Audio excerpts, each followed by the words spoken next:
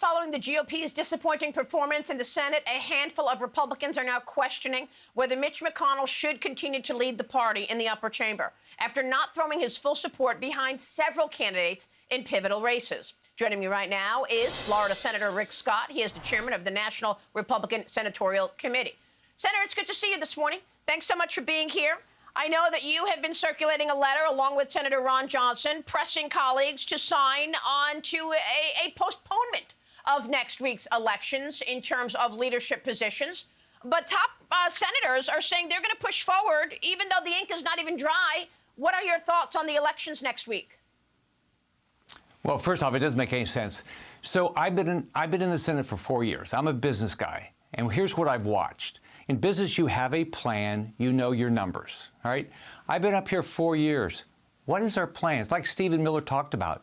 What is our plan? What are we running on? What do we stand for? What are we hell-bent to get done? There's no plan to do that. The leadership in the Republican Senate says, no, you cannot have a plan. We're just going to run against how bad the Democrats are. And actually then they cave into the Democrats. And then now they want to rush through an election. We haven't even finished what's happened in Georgia. My focus is to make sure Herschel wins, and I hope everybody helps Herschel. You can go to teamherschel.com to help, teamherschel.com. But they want to rush through an election because, they don't want to do any assessment of what we've done wrong. Insanity is doing the exact same thing and thinking you're going to get a different result. We won't. Well, we have tweets here that I want to show from Marco Rubio, from Ted Cruz, saying we should postpone the Senate leadership elections next week. A lot of people are wondering if Mitch McConnell is the guy to continue running it. Will you take the job if your colleagues push you to want to become minority leader? Do you want the job? Well, a lot of people have called me to see if I'll run. Here's my focus is we still got to win Georgia. I'm not going to take anything off the table, but my job right now is to do everything I can help Herschel with. I'm going to be there today helping Herschel. So that's what my focus is. We shouldn't be having these elections, but we've got to go back and say to ourselves, when Republicans do what leadership has done this last year, and our candidates have to be frustrated with, the Republican leadership caving in on the debt ceiling, caving in on a gun bill, caving in on a fake infrastructure bill, and then we make it difficult for our candidates. We can't do that, and we got to do exactly what Stephen Miller said. Give people something we're hell-bent on getting done and then fight for it. That's what we do in Florida, by the way. I did when I was governor. That's what's been happening since I left. That's why we have big wins in Florida, because we stand for something.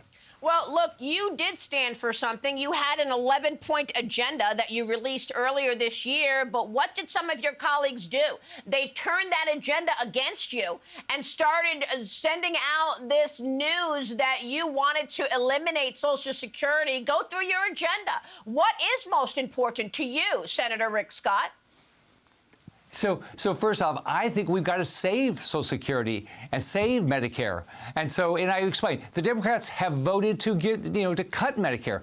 But we've got to, here's what Mitch McConnell said. When I put out my plan, he said, we're not going to have a plan. We're just going to talk about how bad the Democrats are. We can't do that. We got to say, what are our ideas? And let's fight over those ideas. And let's act like a caucus and win on those ideas. People agree with us. They don't like inflation. They don't like an open border. They don't like $31 trillion worth of debt. In the last 16 years, the debt has gone from $9 to $31 trillion. We got to change. It's hurting our families. I grew up poor, Maria.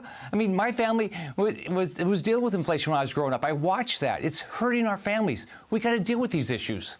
Yeah, but how do you deal with it? I mean, you and your colleagues talked a lot about inflation before the election. Voters were very clear that they felt inflation and the economy and crime were the top issues, and you still underperformed.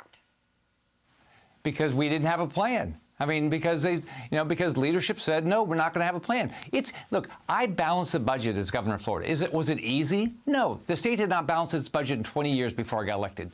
We have to go through and start watching how we spend our money, stop teaming up with the Democrats, caving with them on spending bills. We got to deal with the debt ceiling. We got to say, we're not going to just keep raising the debt ceiling without structural reform. We can do these things, but we've got to start coming together as a caucus, not vote with the Democrats.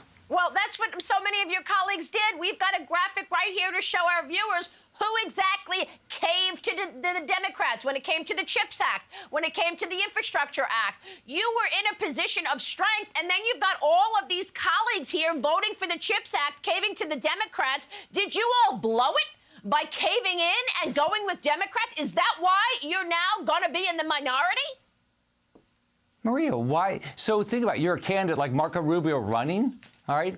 And then the colleagues go and vote for things that he's campaigning against. How's that make his race easy? Or any of our challengers? How's it make their race easy? So we've got to come together as a caucus and vote as a caucus. And that's not what's happening. You have these people voting with Chuck Schumer. Yeah. When will we know if you delay the elections next week? Because you're not going to be able to challenge Mitch McConnell if you have elections next week, right? I guess the Democrats delayed their election. I don't know why we wouldn't, but I guess we won't know until Tuesday or Wednesday. That's a good it's going to happen. The Democrats are not doing their elections until December. So why are you doing it next week?